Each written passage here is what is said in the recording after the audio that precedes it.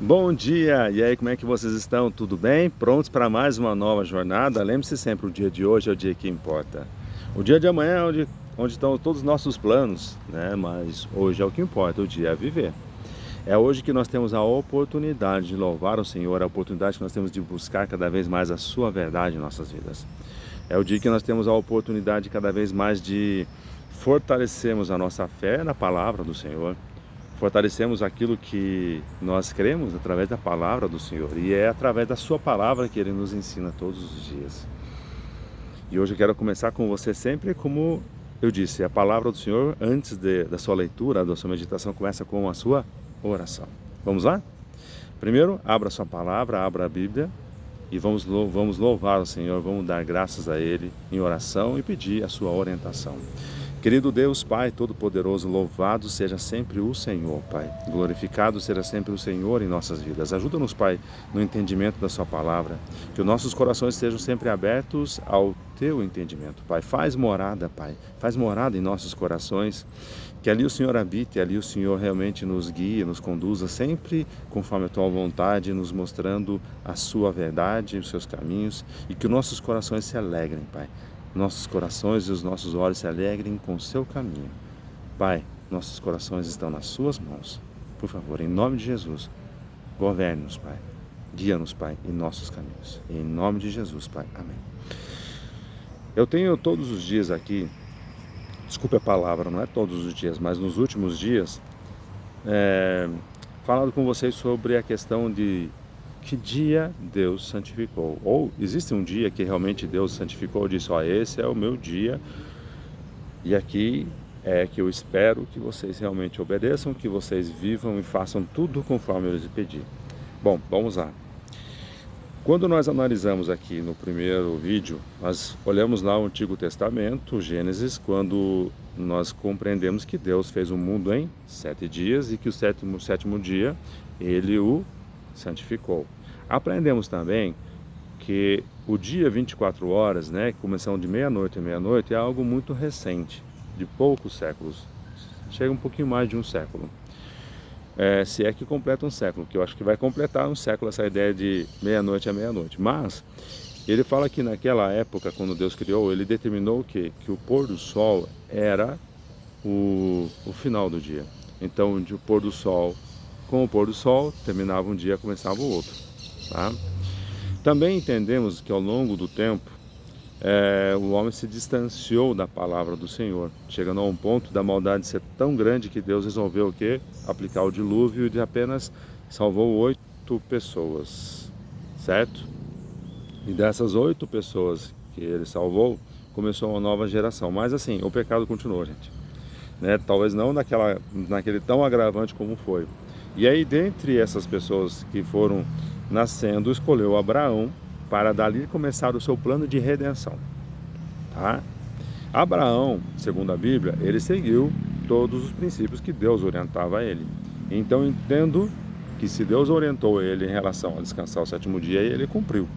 Tá? E a gente vê que Deus fala muito sobre isso durante toda a sua trajetória. Mas Abraão, ele foi escolhido por Deus não exatamente porque ele seguia o sétimo dia, porque ele seguia todos os princípios, mas porque pela sua fé, pelo seu amor, pelo seu entregar a Jesus Cristo ou entregar-se a Deus. Por que eu falo entregar a Jesus Cristo? Porque aí vou entrar numa polêmica que aí mais à frente a gente vai conversar. Mas vamos entender nesse momento entregar-se a Deus, tá? E ele, através da sua fé, do seu respeito, do aceitar os caminhos do Senhor, diz que da sua geração veio a salvação. Bom, por longo tempo veio vários de suas descendências. Aconteceu que o povo hebreu caiu num momento de escravidão no Egito e possivelmente nesse período de escravidão o sétimo dia talvez nem fosse possível muitas vezes tentar santificá-lo em razão de um processo de escravidão. Mas aí quando veio a libertação, Deus estabeleceu os chamados 10 mandamentos. Eu prefiro falar os mandamentos, porque da maneira com que você vai ler, algumas pessoas dizem assim, então é 11, 10, então vamos lá, didaticamente estabeleceu 10. E os mandamentos estão em Êxodo 20, e você vai ver também em Deuteronômio 5. Tá vendo? É lá que estão. Ah, mas na minha Bíblia está no final da Bíblia. Não, alguém escreveu lá. Você pode seguir? Pode, mas só confere se aquilo que está escrito no final da tua Bíblia é o que está em Êxodo 20. Porque se não tiver, tem algo errado aí. Porque nenhum de nós, nenhum homem coube mudar a palavra do Senhor. Isso é fato, tá? Aí o que acontece? Em toda essa trajetória que a gente conversou nesses 2 dias, a gente viu que o sábado era o dia do Senhor. Ponto. Mas nós temos hoje, numa cultura, em que a grande maioria dos cristãos, eles seguem o domingo. E existe uma razão para se seguir o domingo. A razão é correta ou não? Não sei, é o que a gente vai discutir. Mas existe um fundamento pelo qual se estabeleceu o domingo, certo? Agora eu quero conversar um pouquinho como Jesus Cristo, quando ele esteve na Terra, como é que ele observou isso? Ele observava o domingo, observava o sábado, né? E aí vamos começar aonde? No livro de Marcos, no capítulo 2, no versículo 27. Abra sua Bíblia lá, tá? Vamos ler juntos. Ali diz, e acrescentou, o sábado foi estabelecido por causa do homem, e não o homem por causa do sábado. De sorte que o Filho do Homem é Senhor também do sábado. Vamos lá. Primeiro ponto a observar aqui. Deus, Jesus Cristo, nosso Senhor, nosso Salvador, ele reforçou o quê? A importância do sábado. Por que ele reforçou a importância do sábado? Porque ele disse que o sábado foi estabelecido para o homem. Mas por que ele falou então, que o homem não foi estabelecido para o sábado? Desculpa, é isso mesmo. O sábado foi estabelecido por causa do homem, e não o homem por causa do sábado. Vamos lá. Ele não negou o sábado, para começar aí, ele não negou em relação ao sábado. Mas ele chamou a atenção dos fariseus no seguinte termo.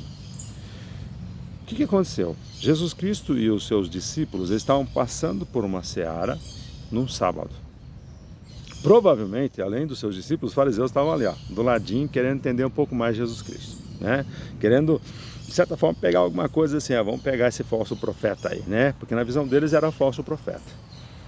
E aconteceu que no meio do caminho, tendo os seus discípulos estando com fome, eles começaram a colher espigas de milho para comer.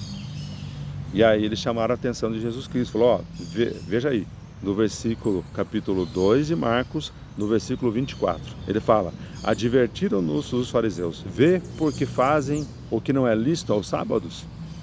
E aí Jesus chamou a atenção. Ele falou o seguinte, mas ele lhes respondeu, nunca lestes o que fez Davi, quando se viu em necessidade e teve fome? Por que ele chamou a atenção a Davi? Porque para os fariseus, Davi era o rei. De certa forma, eles viam Davi como um cara infalível, um cara que tem que ser respeitado. Mas esse homem também tinha os seus erros e ninguém nunca o julgou por isso. Vamos pensar em Davi. Davi e a lei. Davi, como diz aqui, vamos lá.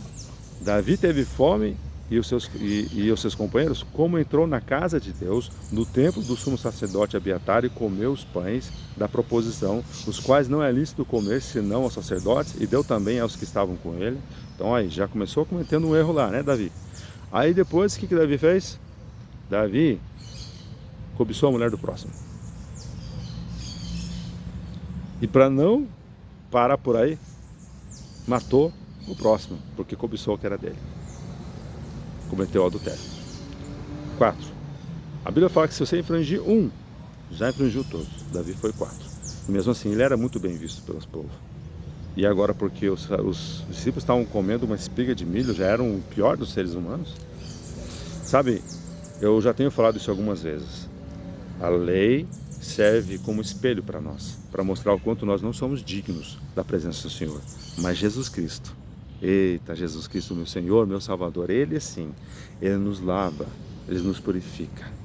Quando eu falo para vocês, por Provérbios 23, 26, entrega, filho meu, teu coração ao Senhor, entrega o coração a Jesus Cristo, para que Ele transforme a sua vida. Como diz Paulo, né? O que Paulo fala aqui? Pelo coração, começa tudo pelo coração. Se confessares com a boca, o Senhor Jesus Cristo é o meu Senhor e Salvador, e no teu coração creres que Deus o ressuscitou dentre os mortos, será salvo, porque Deus enxerga o coração. É isso que Ele enxerga. E tem uma parte que Jesus Cristo fala sobre o que você fala. Ele fala assim que a boca fala do que o coração está cheio. É isso que nós temos que buscar a Senhor Jesus Cristo.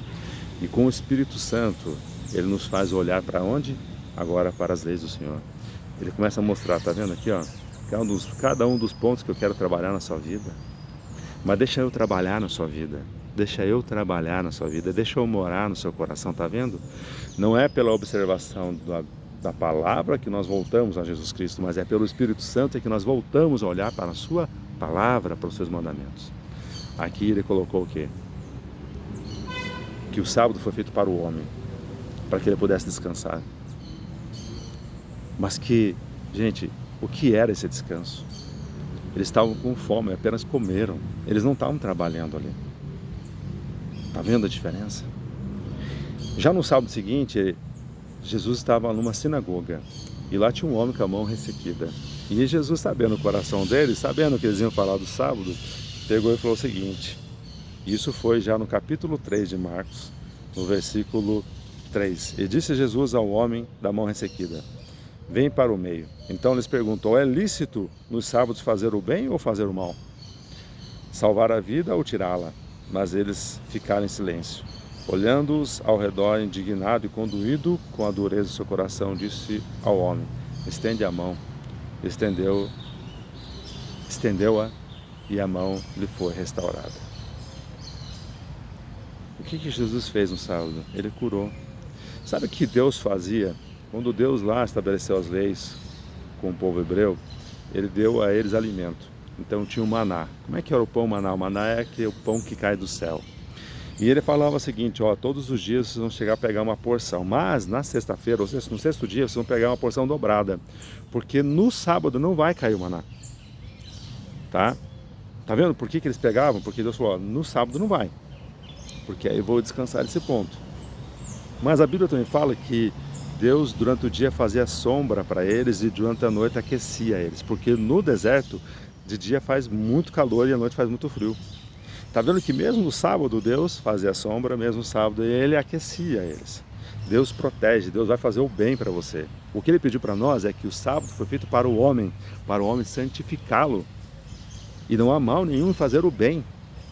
Era isso que Ele estava fazendo. Ah, mas Jesus estabeleceu um novo mandamento. Qual é o novo mandamento que Ele estabeleceu? Vamos lá ver? Porque essa frase é uma frase muito dita, né? Mas Ele estabeleceu um novo mandamento, não era mais isso. Para aí, calma aí. Sabe o que acontecia com o povo? Quando eles respeitavam lá os 10 mandamentos, você fala o seguinte: ah, diz que não é para matar, então eu não vou matar. Beleza, você não vai matar.